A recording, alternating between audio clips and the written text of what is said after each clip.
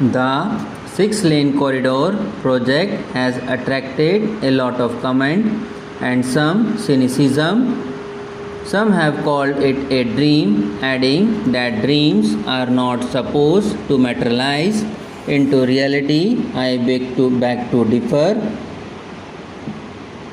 And yes, it is a dream. A 7,000 kilometer 6-lane corridor linking Silchar in the northeast to Saurashtra in the west and Kashmir to Kanyakumari is a magnificent dream, a dream for India. If you don't dream, how will your dreams come true? Questions have been raised about the financing involving 28,000 crore of rupees for a nation that saves more than 3,000 crore rupees per year, a country that imports nearly 28,000 crores with gold, largely for savings, has ample resources for several projects of this scale and dimension. The North, South, East, West corridor, when completed, will save 15,000 crore rupees a year just by way of petroleum products saved and a like amount in wear and tear of vehicles and life and limb of drivers, not taking into account the time saved and efficiency achieved in transportation of goods. We have the will and the means and the technical know-how to undertake this project, and it will move in the direction I outlined in a speech to FICCI. I would like to remind you that Bhagra Dam was viewed as an impossible dream in the early 50s. More recently, the tunnel under the English Channel linking Britain and France was considered both a technical and a financial responsibility. We will in the near future create financial instruments to channelize your savings and investments in this grand development project. There are enormous employment and investment opportunities in India's information technology sector, which is the fastest growth segment of India's economy. My government is committed to speeding up its growth. The first report of the National Task Force on Information Technology and Software Development, containing 108 recommendations, has been accepted. Many of the recommendations have now been notified. They will remove the bottlenecks that had constrained this sector from growth even faster. The second report, devoted to strengthening India's hardware sector, is with the government. It will soon be considered. The recently announced policy for internet service providers, probably the most liberal in the world, will add momentum to India's IT growth in the country.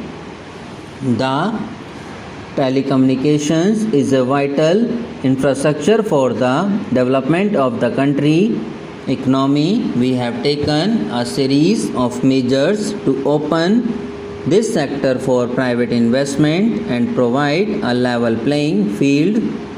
We shall announce a new telecom policy soon to achieve a quantum jump in this sector.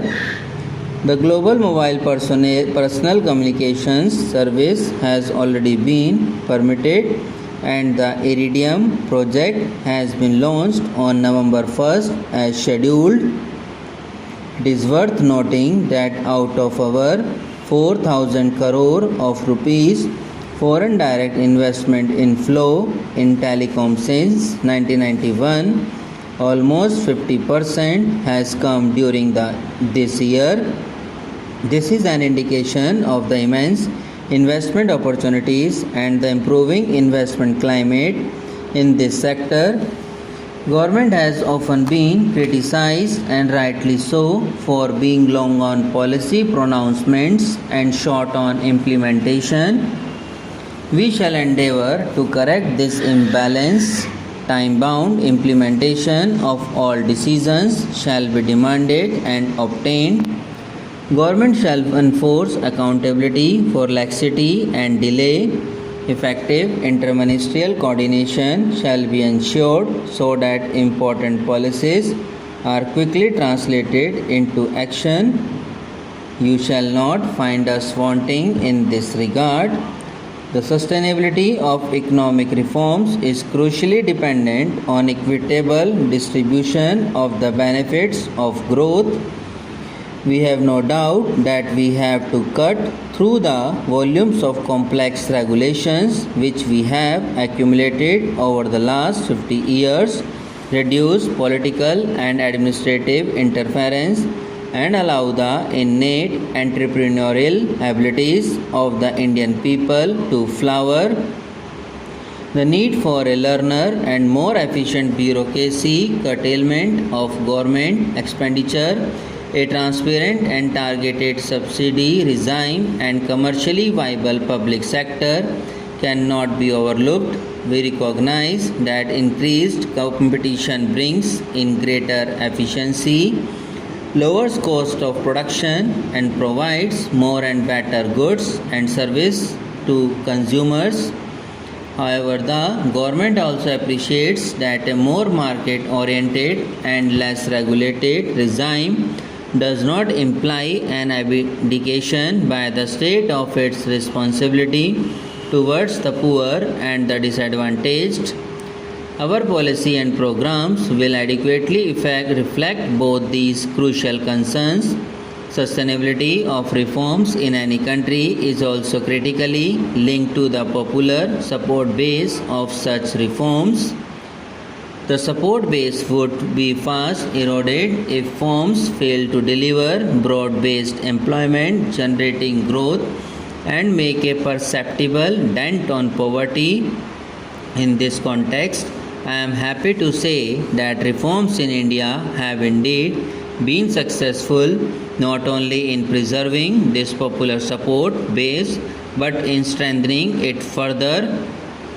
In the largest democracy in the world, reforms have not only stayed on course but also actually accelerated, even with changes in popularly elected governments. This is only an adequate testimony to the popular base of reform. The 6-lane corridor project has attracted a lot of comment and some cynicism. Some have called it a dream, adding that dreams are not supposed to materialize into reality. I beg to differ. Subscribe now and press the bell icon. Never miss an update.